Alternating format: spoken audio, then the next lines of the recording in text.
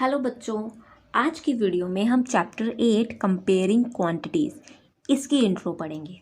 तो इसमें जो टॉपिक कवर करेंगे वो है ratio, percentage, simple interest, compound interest, ये सभी टॉपिक इसमें कवर करेंगे। तो आज की वीडियो में हम ratio, percentage, sales tax and discount इसको पढ़ेंगे कि ये क्या होते हैं, इनको डिटेल में जानेंगे। तो सबसे पहले रेशो क्या होता है। कंपेयरिंग टू और मोर numbers by division is called ratio. जब हम दो या दो से ज़्यादा चीज़ों को आपस में कंपेयर करते हैं डिवीज़न से, उसको हम रेशो बोलते हैं। वो हमें क्या देता है? रेशो देता है उन दोनों चीज़ों की। Quantities written in a ratio have the same unit. और जब भी हम दो चीज़ों की रेशो जब निकालते हैं तो उनकी यूनिट जो है वो सेम होनी चाहिए, हम तभी उसकी रेशो निकाल सकते हैं। जैसे अगर किसी चीज़ के वेट का हम रेशो निकालना चाहते हैं तो दोनों के वेट का ही रेशो निकालेंगे। ये नहीं एक चीज़ की हमने वेट ले लिया, एक चीज़ की हमने लेंथ ले ली, हाइट ले ली, तो हम वेट का और लेंथ का कंपैरिजन नहीं करेंगे। सेम यूनिट का हम जो है वो रेशो निकालेंगे, कंपैरिजन करेंगे। ठीक है। तो रेशो होता क्या है? जैसे मान लो रमेश जो है उसकी एज है 30 ईयर्स, ओके, और रीमा उसकी डॉटर है, उसकी एज आप मान लो 5 ईयर्स है। ठीक है। अब मैं बोलूँ कि इन दोनों की एज को कंपेयर करो, रेशो निकालो कि रमेश की एज जो है वो रीमा की एज से कितना टाइम ज़्यादा है। जब भी आपको कोई पूछे हाउ मैनी टाइम्स, तो आप जो है इन दोनों का कंपैरिजन कैसे करोगे? By division. ठीक है। तो वो कैसे हो जाएगा? हमें फाइंड आउट करना है कि रमेश की एज रीमा की एज से कितना टाइम ज़्यादा है। ठीक है, कितनी ज़्यादा है ये नहीं पूछा कि हाउ मच नहीं पूछा, हाउ मैनी टाइम्स। अगर मैं हाउ मच पूछती कि रमेश की एज रीमा की एज से कितनी ज़्यादा है, तो वो आप 30 में से 5 माइनस कर देते, दैट इज़ 25 ईयर्स की। उसकी रमेश की एज जो है वो रीमा की एज से 25 साल ज़्यादा है। बट मैं यहाँ पूछूँ कि रमेश की एज रीमा की एज से कितना टाइम ज़्यादा है, कितने गुना ज़्यादा है। तो जब भी आपको इस तरह का क्वेश्चन आए, इस तरह का कंपैरिजन करना हो, तो आप वो कैसे कर सकते हो? Bye division. ओके, तो वो करके देखते हैं। हमें कंपैरिजन करना है रमेश की एज का रीमा की एज से। तो ये दो चीज़ों का ही कंपैरिजन कर रहे हैं, रमेश की एज और रीमा की एज का। रमेश की एज है 30 ईयर्स और रीमा की एज है 5 ईयर्स। यहाँ पे देखो यूनिट सेम है। मैंने आपको बोला क्वांटिटीज़ की यूनिट जो है वो सेम होनी चाहिए, तभी आप रेशो निकाल सकते हो, तभी आप कंपैरिजन कर सकते हो। तो ये आ जाएगा 5 1 आर 5 6 आर। जब तक ये आपस में डिवाइड होंगे हमें वो करते जाना है। ठीक है। नाउ आपको ये डिवाइड करके आ गया 6/1। क्या अब ये फर्दर डिवाइड होते हैं? नो। तो ये हमारी 6:1, ये हमारी रेशो निकल गई। ये जो साइन, ये जो सिंबल लगाया है, ये रेशो का सिंबल होता है। Okay, this one is ratio, इसको हम रेशो का सिंबल बोलते हैं। तो यहाँ पे 6:1 जो है वो इनकी एज की रेशो निकली है। 6 जो है वो रमेश की और जो 1 है वो रीमा की। दैट मीन कि जो रमेश की एज है वो रीमा की एज से 6 गुना ज़्यादा है, 6 टाइम ज़्यादा है। मतलब रीमा की एज को अगर हम 6 से मल्टीप्लाई करेंगे, रीमा की अगर एज 5 साल है तो उसके पापा की एज कितनी ज़्यादा है? 6 गुना ज़्यादा है। तो इसको 6 से अगर मल्टीप्लाई कर देंगे तो 5 6 आर 30, रमेश की एज ही आई। तो दिस इज़ रेशो। ऐसे हम दो चीज़ों को कंपेयर करते हैं। कभी भी आपको दो चीज़ों का कंपैरिजन निकालना हो, हाउ मैनी टाइम्स में, कि कितने टाइम ज़्यादा है, कितने गुना ज़्यादा है, तो वो आप इस वे में निकाल सकते हो, by comparing division method. Okay, next अब हम चलते हैं परसेंटेज की तरफ कि परसेंटेज क्या होता है। नेक्स्ट हमारा आ जाता है percentage. Percentage means for every 100। कि परसेंटेज का क्या मतलब होता है? हर 100 के लिए, हर 100 के लिए। जैसे आपको कोई भी एक चीज़ दी हुई है तो उसको 100 भागों में आप डिवाइड कर दो, उसको हम परसेंटेज बोलेंगे कि हर 100वें हिस्से के लिए।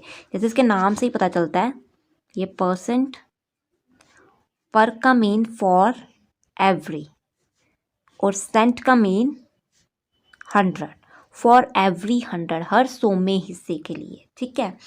तो आप ऑलरेडी जानते हो कि कभी भी आपको परसेंटेज दी होती थी, आप कैसे निकाल सकते थे। जैसे आपको मैंने बोला 50% ऑफ 200, कि 200 का 50% क्या होगा, या मान लो कि आपके 200 में से 50% मार्क्स आए हैं, तो आपके कितने मार्क्स आए हैं। तो आप कैसे निकालते थे, दैट इज़ 15, ये परसेंट का मतलब होता है 100, ऑफ इंटू एंड 200, ये कैंसिल, तो 15 2 आर 30, दैट मीन आपके 200 में से 30 मार्क्स आए हैं। यही चीज़ होता था, इसी वे में निकालते थे।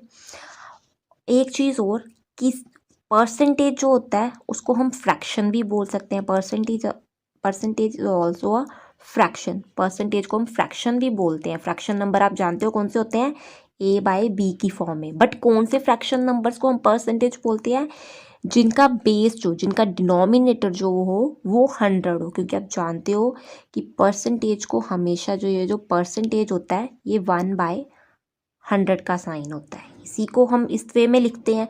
तो अगर डिनोमिनेटर में आपका 100 हो और ऊपर कुछ भी हो, जैसे ऊपर अगर मैंने 15 लिख दिया तो इसको मैं लिख दूंगी 15, और इस 1/100 की जगह परसेंटेज का साइन आ गया। जैसे मैंने लिख दिया 30/100, तो इसको मैं लिख सकती हूँ 30%। 45/100 दैट इज़ 45%। तो किसी भी फ्रैक्शन के नीचे डिनोमिनेटर में 100 हो और ऊपर x कोई भी नंबर हो, दैट इज़ उसको हम परसेंट बोल सकते हैं। और इसको हम ऐसे लिख सकते हैं, जैसे x/100 है, दैट इज़ x%। ये थोड़ा आपके नॉलेज के लिए मैंने बता दिया, ओके। तो परसेंट आपको पता है कि परसेंट अगर आपको दिया हो तो आप कैसे निकाल सकते हो कि कितना परसेंट है। अब इस क्लास में हम पढ़ेंगे परसेंटेज इंक्रीज, परसेंटेज डिक्रीज। वो अगर हमें निकालना हो, हमें परसेंटेज निकालनी हो कितनी इंक्रीज हुई है, जो कितनी डिक्रीज हुई है, तो वो हम कैसे निकाल सकते हैं। आप जानते हो जैसे न्यूज़ में चलती रहती है, इस तरह की खबरें आती है, जैसे पेट्रोल का दाम इतना % बढ़ गया, 5% बढ़ गया, या इतना % घट गया। जानते हो कि इंक्रीज डिक्रीज इसी को बोलते हैं कि इतना % बढ़ जाना, इतना % घट जाना। तो अगर आपको कभी भी परसेंटेज फाइंड आउट करनी हो, ये यहाँ था कि आपको ऑलरेडी परसेंटेज दी हुई थी, आपको जस्ट फाइंड आउट करना था कि 50% ऑफ 200 कितना होता है। बट अगर मान लो आपको ये 50% नहीं दिया होता, आपको जस्ट बोला होता आपके 200 में से 30 मार्क्स आए हैं, तो आपके कितने मार्क्स आए हैं, तो आप कैसे निकालते हो। ये जो 30 मार्क्स आए हैं उसको ऊपर रखते हो, जितने में से आए हैं टोटल वो यहाँ पे देन मल्टीप्लाई 100, तो आपको ये 50% आंसर मिल जाएगा। करके देखें, ये कैंसिल 2 1 आर 2 15 आर, तो ये आपका आ गया आंसर 15%, ओके।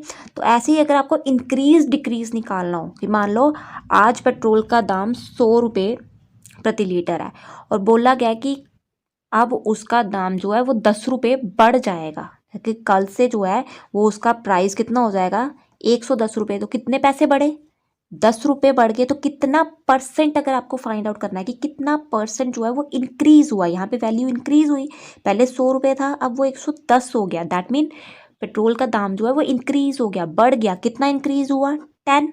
अब हमें परसेंटेज निकालनी है कि कितना % बढ़ा। मैंने बोल दिया परसेंटेज निकालो कितना % बढ़ा। तो जितनी वैल्यू आपकी बड़ी होती है वो ऊपर लिखा, नीचे डिनोमिनेटर में जो उसकी ओरिजिनल पहले वैल्यू थी, जो न्यू वैल्यू आई है वो नहीं, जो ओरिजिनल उसकी पहले वैल्यू थी, पहले कितनी थी 100 के ऊपर 10 रुपये बढ़े हैं, पहले 100 थी अब 10 रुपये बढ़ गए, वो देन मल्टीप्लाई 100, आपको पता चल जाएगा कितना % बढ़ा। तो ये ज़ीरो कैंसिल, दैट मीन 10% जो है वो पेट्रोल की कीमत बढ़ गई।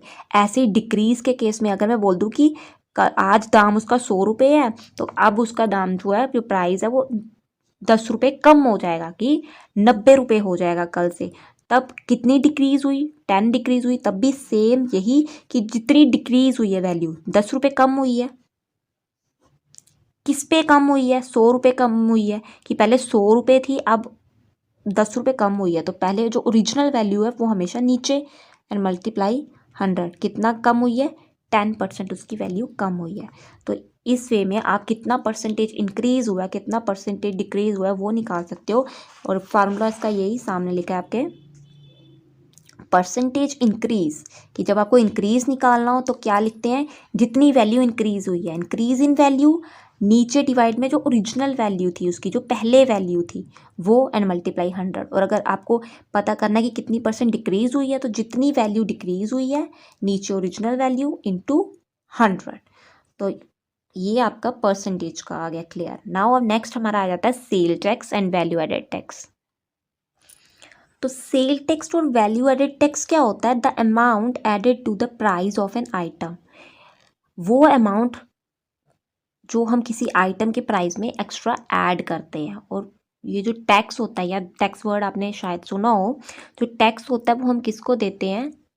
गवर्नमेंट को, हमारी गवर्नमेंट को देते हैं। जो टैक्स जो होता है वो हमारी गवर्नमेंट को जाता है। जैसे आप मान लो कि आप एक शॉप पे गए, आपने एक वहाँ पे टीवी बाय किया, तो उसकी कॉस्ट थी 10,000 रुपीज़, ठीक है। तो शॉपकीपर ने जब आपको बिल बना के दिया, तो उसने 10,000 में 500 जो है वो रुपीज़ और ऐड किए। तो आपने पूछा ये 500 किस चीज़ के? तो उसने बता दिया दैट इज़ सेल टैक्स, कि ये सेल टैक्स है जो गवर्नमेंट को जाएगा, क्योंकि आपने ये आइटम खरीदी है तो इसके ऊपर इतना 500 का टैक्स लगा हुआ है जो मैं गवर्नमेंट को पे करूँगा। तो इसका मतलब आपने जो टीवी खरीदा उसकी कॉस्ट तो 10,000 थी, बट आप 10,000 नहीं पे करोगे, आपको वो सेल टैक्स भी ऐड करना पड़ेगा, वो भी पे करना पड़ेगा। तो टोटल कॉस्ट आपको कितनी टीवी की पड़ेगी? 10,500। इतना रुपीज़ जो है वो आपको उस टीवी का पे करना होगा। तो दैट इज़ सेल टैक्स। इसको हम सेल टैक्स बोलते हैं। जो आइटम के ऊपर एक्स्ट्रा हमें पेमेंट करनी पड़ती है, जो गवर्नमेंट को जाता है पैसा, उसको हम सेल टैक्स बोलते हैं। तो वैल्यू एडेड टैक्स क्या होता है? वैल्यू एडेड टैक्स भी टैक्स ही होता है, गवर्नमेंट को ही जाता है, बट इसमें सिर्फ फ़र्क क्या है कि यहाँ पर आपको जो टीवी का प्राइस है वो प्राइस बताया हुआ था, और जो शॉपकीपर है वो टैक्स ऐड कर रहा था कि भाई इस चीज़ के ऊपर 500 का टैक्स है। तो वैल्यू एडेड टैक्स में क्या होता है कि जो गवर्नमेंट होती है, जो आइटम है उस पर ऑलरेडी पहले से ही टैक्स जो है वो ऐड होके आ जाएगा। जैसे यहाँ पर 10,000 का टीवी था, तो अगर इस पर वैल्यू एडेड टैक्स लगा होगा तो इसमें जो है वो टैक्स ऑलरेडी पहले से ही ऐड होके आएगा। शॉपकीपर आपको एक्स्ट्रा पैसे और बीच में ऐड करके नहीं देगा, आपको जस्ट ये पे करना है। इसमें ही जो ये 500 रुपया एक्स्ट्रा है, ये टैक्स ऑलरेडी पहले से डला हुआ। तो इस टैक्स को हम बोलते हैं वैल्यू एडेड टैक्स, जो प्राइस में ही ऐड किया होता है पहले से ही। तो जो शॉपकीपर आपको बिल में ऐड करके देता है टैक्स, उसको हम बोलते हैं सेल टैक्स। तो ये जस्ट छोटा सा डिफरेंस है इन दोनों के बीच। नेक्स्ट हमारा आ जाता है डिस्काउंट। डिस्काउंट क्या होता है? तो discount is a reduction given on market price. Discount क्या होता है? किसी भी आइटम पे जो हमें पैसे कम किए जाते हैं उसको हम डिस्काउंट बोलते हैं। जैसे मार्केट प्राइस से हमें वैल्यू जब कम, पैसे कम देने पड़े, उसको हम डिस्काउंट बोलते हैं। एग्जाम्पल की हेल्प से हम समझते हैं। जैसे आप एक शॉप पे गए, आपको एक ड्रेस पसंद आ गई, तो उसका प्राइस है 500, इतना रुपीज़ है। तो जो शॉपकीपर है उसने बोला कि ये मैं आपको 450 रुपये की दे दूँगा, ठीक है। 450 की दी, तो दैट मीन आपको उसने 50 रुपये जो कम किए, दैट इज़ डिस्काउंट। इसको हम डिस्काउंट बोलते हैं। जितने पैसे कम आपके हुए उसको हम डिस्काउंट बोलते हैं। जैसे आप जानते हो आजकल बोलते हैं कि आप 2 शर्ट खरीदोगे अगर, तो आपको 10% डिस्काउंट मिलेगा, आप इतनी चीज़ खरीदोगे तो आपको इतना % डिस्काउंट मिलेगा। डिस्काउंट मीन जितने पैसे आपको कम पे करने होंगे, दैट इज़ डिस्काउंट। तो डिस्काउंट जो है वो हम फाइंड आउट कैसे करते हैं? अगर आपको डिस्काउंट फाइंड आउट करना हो, आप कोई चीज़ लेने गए तो आपको डिस्काउंट पता करना है कितना डिस्काउंट मिल रहा है। तो वो आपको कैसे पता चलेगा? जितना उसका मार्केट प्राइस है। मार्केट प्राइस मतलब जितनी उसकी ओरिजिनल कीमत है उसमें से जितने की चीज़ वो आपको पड़ी, मतलब जितने सेल पे वो मिल रहा है, जितने की आपको वो मिला, सेल प्राइस। मार्केट प्राइस में से सेल प्राइस आप माइनस कर दोगे, आपको पता चल जाएगा कि डिस्काउंट कितना है। वो चीज़ मैं आपको ऑलरेडी यहाँ करके बता चुकी हूँ कि ये मार्केट प्राइस था, ओरिजिनल प्राइस था उसका, और इतने की वो चीज़ आपको पड़ी, इतना उसका सेल प्राइस था कि दुकानदार उसको 450 में बेच रहा था, उसके ओरिजिनल प्राइस में नहीं बेच रहा था। तो इसको माइनस करके, सब्ट्रैक्ट करके जो आंसर आया दैट इज़ डिस्काउंट। तो वही लिखा है कि डिस्काउंट हम कैसे फाइंड आउट कर सकते हैं? Market price minus sale price. अगर आपको परसेंटेज दी हुई हो कि आपको डिस्काउंट की परसेंटेज दी हुई हो, क्योंकि आप जानते हो मैक्सिमम परसेंटेज ही दी होती है कि आपको इस शर्ट पे 10% का डिस्काउंट मिल जाएगा, आपको इस पे 20% का डिस्काउंट मिल जाएगा। तब आप डिस्काउंट कैसे निकालोगे कि कितना डिस्काउंट दिया। जैसे मैंने बोल दिया, आप कहीं गए, आपको कोई चीज़ पसंद आ गई, तो उस पर उन्होंने बोल दिया कि आपको 10% हम डिस्काउंट दे देंगे। तो दैट मीन आपको कैसे पता चलेगा कि कितना डिस्काउंट मिला, मतलब हमें कितने पैसे कम देने होंगे, तो वो कैसे आप निकाल सकते हो। तो उसके लिए आपको क्या करना पड़ेगा, जितना भी आपको डिस्काउंट है, जैसे 10% डिस्काउंट आपको मिल रहा है, किस पे मिल रहा है, ऑफ किस पे, उस आइटम के ओरिजिनल प्राइस पे मिल रहा है। कि अगर वो आइटम 500 रुपये की है तो आपको 10% डिस्काउंट इस 500 रुपये में मिल रहा है। तो आप जानते हो इसको कैसे सॉल्व करना है, दैट इज़ 10/100 इंटू 500। ये कैंसिल, दैट मीन आपको 10 रुपये का डिस्काउंट मिल रहा है। सिर्फ कितना डिस्काउंट मिल रहा है, 10 रुपये का।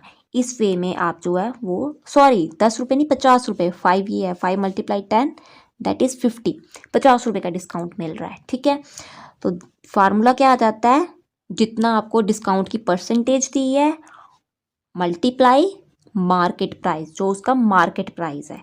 इसको आप सॉल्व कर लोगे तो आपको डिस्काउंट मिल जाएगा, अगर आपको डिस्काउंट परसेंटेज दी हुई है। ये आपके पास डिस्काउंट फाइंड आउट करने के 2 फॉर्मूले आ गए। तो यहाँ पर आज के हमने ये 4 टॉपिक क्लियर करने थे, वो हमने कर लिए हैं। नेक्स्ट वीडियो में हम इनसे रिलेटेड अगली हमारी एक्सरसाइज है उसको सॉल्व करेंगे। तो thank you, bye. I hope बच्चों आपको वीडियो अच्छी लगी होगी। Please like and subscribe my channel.